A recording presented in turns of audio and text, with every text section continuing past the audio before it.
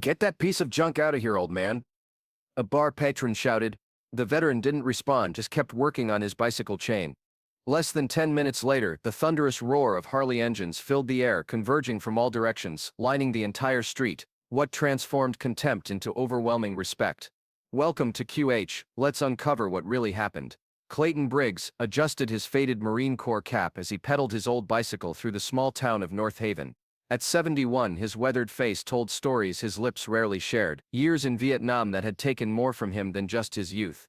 His once powerful frame remained lean but diminished, back slightly stooped from age and memories too heavy to stand fully upright beneath. The bicycle, a 30-year-old Schwinn with more rust than paint, wasn't his preference, but necessity.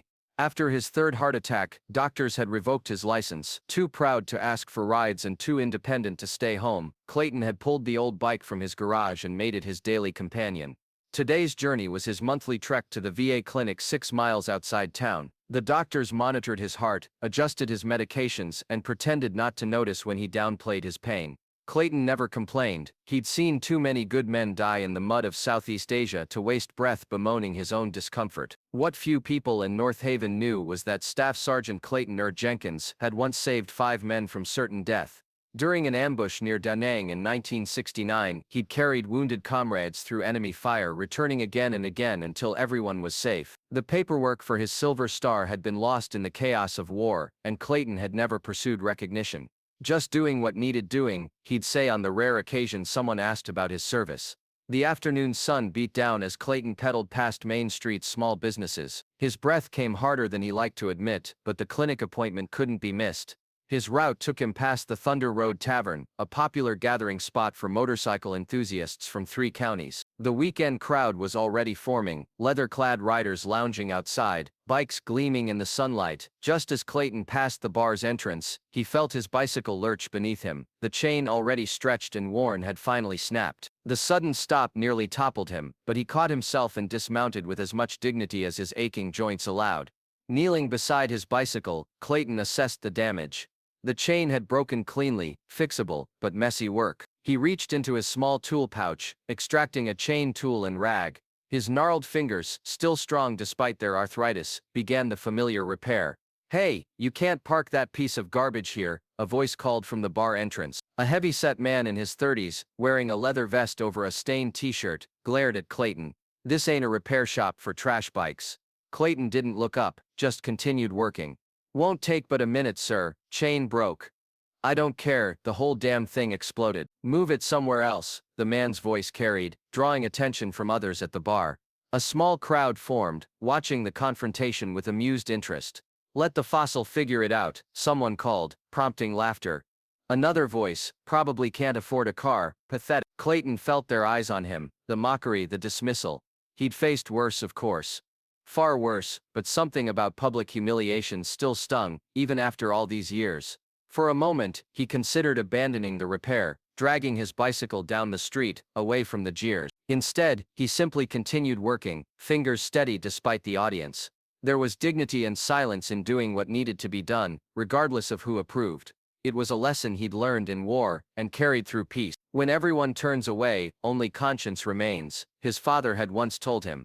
Clayton held the thought close as he worked on his broken chain, ignoring the growing laughter behind him. Stay with us to see what happens next to Clayton. As Clayton worked on his bicycle chain, grease blackening his weathered hands, the crowd at the Thunder Road bar continued their mockery. Most were weekend riders, professionals who donned leather on Saturdays and returned to office jobs on Monday. They wore patches and logos, purchased rather than earned, playing at an outlaw lifestyle from the safety of prosperity.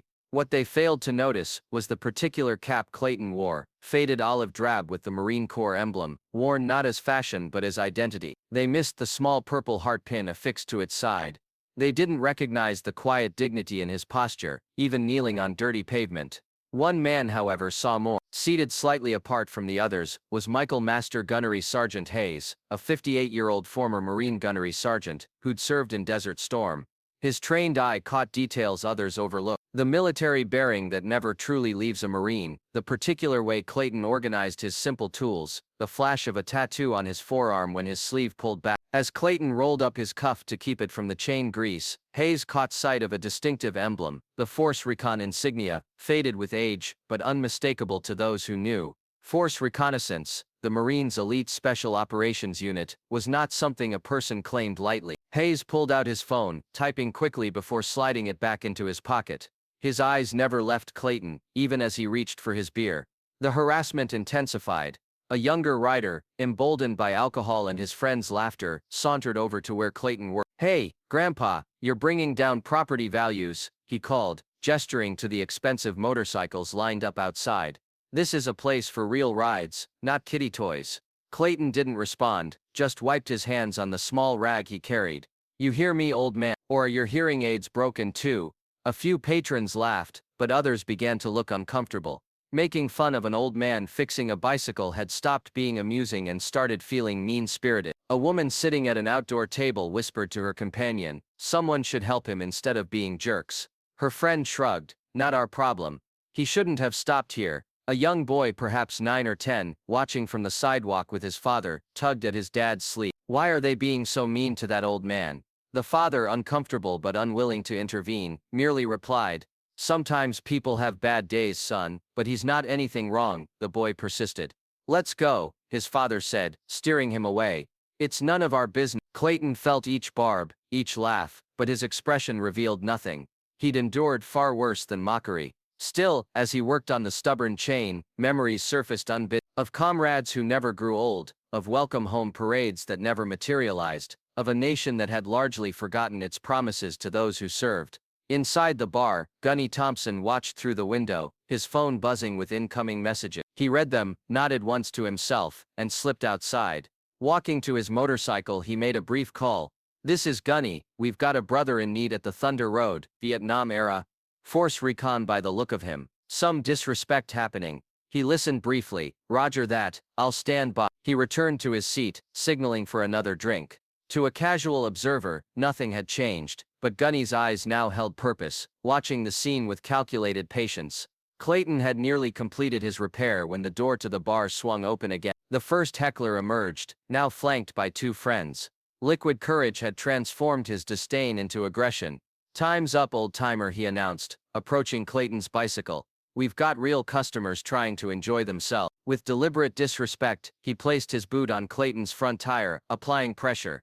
"Maybe you didn't hear me before." Clayton looked up then, making direct eye contact for the first time. His gaze wasn't angry or pleading, just steady, assessing the look of a man who had seen true threats, and wasn't impressed by pretenders. Something in that gaze made the heckler falter momentarily, but liquid courage pushed him forward. "You deaf or just stupid? Move this junk before I move it for you." A few patrons shifted uncomfortably. The confrontation had crossed a line from mockery to threat, and the old man's dignity made the aggression feel even more unwarranted. Clayton slowly rose to his feet, movements deliberate but fluid, despite his age. He didn't speak, just stood facing his harasser, with quiet composure. For a moment, the tableau held, an old man in simple clothes, facing a larger, younger adversary, backed by friends and alcohol. Then, with practiced efficiency, Clayton knelt again and finished securing his chain. Without a word, he began to wheel his bicycle away from the bar, his back straight despite the humiliation. "That's right, keep moving," the heckler called after him, voice carrying down the street, "and don't come back." Rain clouds had gathered during the confrontation, and as Clayton pushed his bicycle along the sidewalk, the first drops began to fall. Within moments, the sprinkle became a steady shower, soaking through his thin jacket. Still, he didn't hurry, maintaining the same dignified pace as the water plastered his white hair to his forehead. Clayton had managed about a block's distance when the rain intensified. His arthritis flared in the damp, making each step more painful than the last. Still, he persevered, pushing his bicycle along the glistening sidewalk. The VA clinic was still 5 miles away, and he'd miss his appointment at this rate, but dignity demanded he put distance between himself and the mockery at the Iron Horse. A car passed, splashing through a puddle and drenching his legs. The young driver and passengers laughed, one calling out the window, "Get a car, Grandpa," before speeding away. Clayton paused, leaning slightly on his bicycle for support. His heart medication was in his small backpack, but pride kept him from taking it on a public street. He'd rest a moment, that's all, just long enough to catch his breath. As he stood there, eyes closed against the rain, the first rumble of engines reached him, not the passing cars that had splashed him, but something deeper, more purposeful, the distinctive throaty growl of Harley-Davidson motorcycles, not one but many, approaching from multiple directions. Clayton opened his eyes as the first riders appeared at the intersection ahead. 3 motorcycles, then 5, then a dozen, massive bikes piloted by riders in leather cuts emblazoned with military insignia. They moved with precision, forming a convoy that slowed traffic to a halt. The lead rider, a mountain of a man with a silver beard and weathered face, raised his hand. The entire formation stopped in perfect unison. He dismounted, removing his helmet to reveal a Marine Corps tattoo on his neck. Without hesitation, he strode directly to Clayton. "Staff Sergeant Clayton Jenkins," the man asked. His voice carrying easily despite the rain. Clayton straightened instinctively at the formal address. "Yes," the large man snapped to attention, and rendered a perfect military salute. "Command Sergeant Major Eli Turner, United States Marine Corps, retired, President of the Brothers of Valor Motorcycle Club." Clayton returned the salute automatically, military training overriding confusion. "At ease, yet Staff Sergeant," Turner said, then extended his hand. "We got word one of our own was being disrespected." Clayton's confusion must have shown on his face, because Turner gestured toward the gathering riders, now numbering nearly 30. "Brothers of Valor, we're all veterans, Marines, Army, Navy, Air Force, doesn't matter. Brotherhood doesn't end when the uniform comes off." He pointed toward the Thunder Road. "That place back there, most of those weekend warriors wouldn't know real service if it bit them in the ass. But we do." As Turner spoke, another rider approached, carrying a tarp. With practiced efficiency, he covered Clayton's bicycle, protecting it from the rain. Others formed a loose circle around Clayton, their bodies blocking the wind and weather. "Gunny Thompson recognized you from your force recon tattoo." Turner continued, "Did some check. Word is you saved 5 men at Unlock in '69, that right?" Clayton's eyes widened slightly. He hadn't spoken of Unlock in decades. "Just did what needed doing," Turner nodded, understanding the understatement. "Always the way, isn't it? The real heroes never brag." He turned toward his assembled riders. "Brothers, attention." 30 veteran bikers snapped to attention, rain streaming down their faces. "This is Staff Sergeant Clayton Jenkins. Force Reconnaissance Vietnam." A ripple of recognition passed through the group, and Locke was legendary among those who knew their military history. A brutal series of battles where extraordinary heroism had been commonplace by necessity. Turner continued, his voice carrying over the rain. "Staff Sergeant Briggs earned the Star for Valor under fire, though the paperwork got FUBAR'd like everything else in that war. He carried 5 wounded Marines to safety, while wounded himself."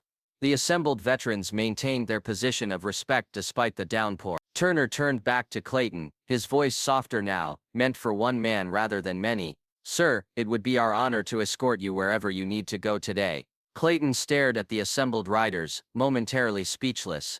For decades, he'd lived quietly, asking nothing, expecting nothing. To be recognized, to be honored so publicly after so long, emotion welled in his throat, making speech impossible. Turner seemed to understand. He placed a large hand on Clayton's shoulder, steadying him. "You never left your brothers behind. We won't leave you behind either." By now the commotion had drawn attention. Pedestrians stopped to watch. Cars slowed, and from the Thunder Road Tavern, patrons emerged. Curious about the motorcycle gathering, the heckler who had harassed Clayton stood in the doorway, mouth slightly open as he watched the scene unfold. The respect being shown to the old man with the bicycle clearly contradicted everything he'd assumed. Turner noticed him and the gathering crowd from the bar.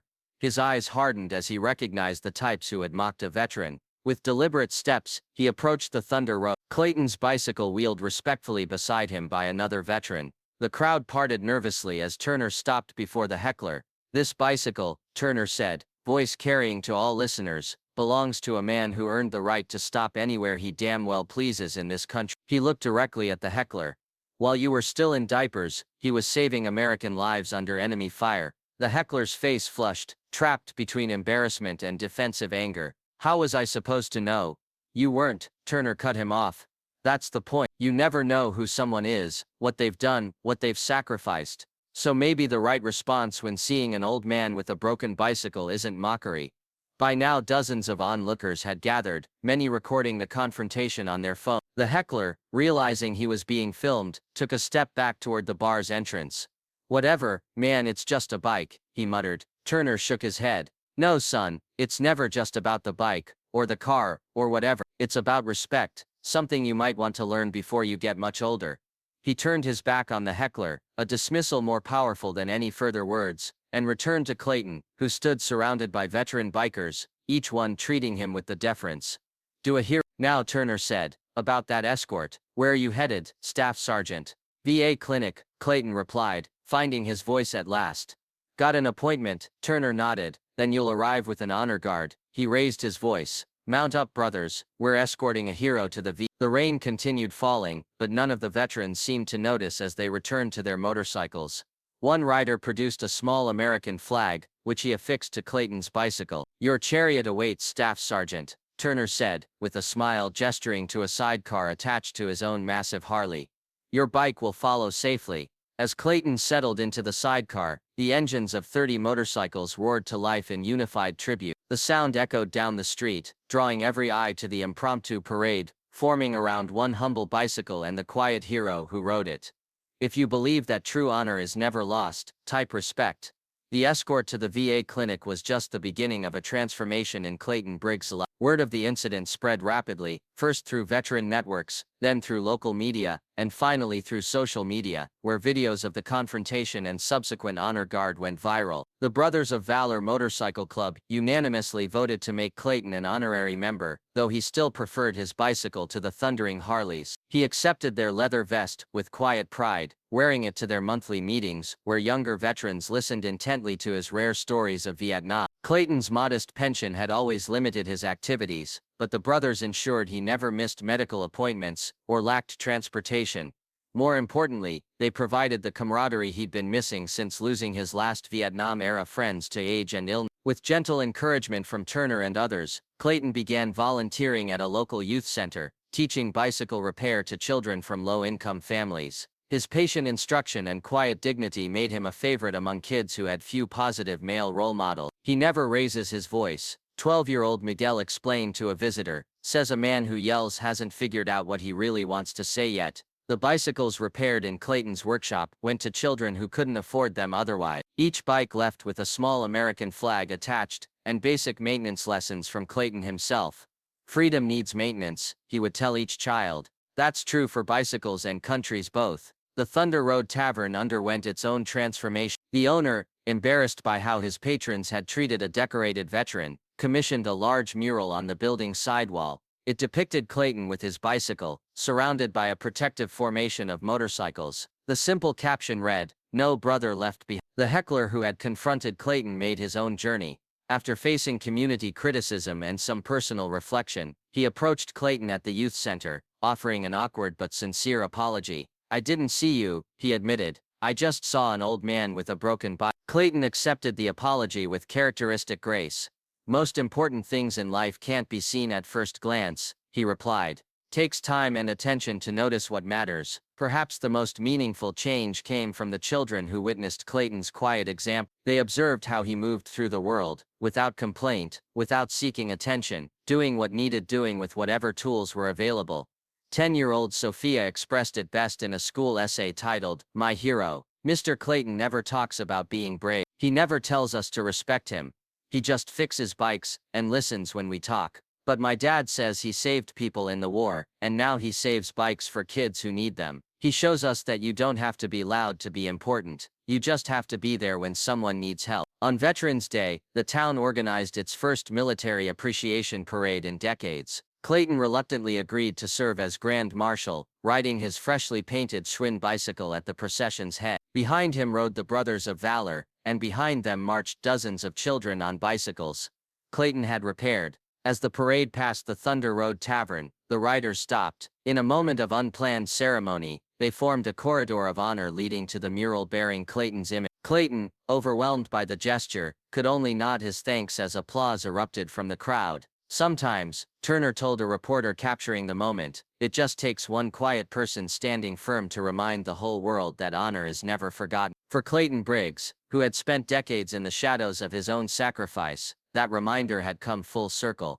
As I've reflected on Clayton's story these past days, I find myself returning to one question. In a world that celebrates noise and spectacle, what power still lies in quiet dignity? Clayton Briggs never sought recognition, never demanded respect, never wore his heroism like a badge demanding acknowledgement. For decades, he simply lived, carrying the memories of war, the pain of wounds both visible and hidden, moving through a society that largely forgot the sacrifices he and his generation made. It would have been easier perhaps to become bitter, to rage against the ingratitude, the disrespect, the casual dismissal of aging veterans. Many do, and who could blame them? Instead, Clayton chose the harder path of quiet dignity, fixing his bicycle when it broke, helping children when he could, asking nothing from a world that had already taken so much from him. I wonder how many Clayton Briggs live among us, unsung heroes, whose greatest acts of courage remain unknown to those they pass on the street. The cashier with combat medals in a drawer at home, the bus driver who once pulled comrades from burning vehicles,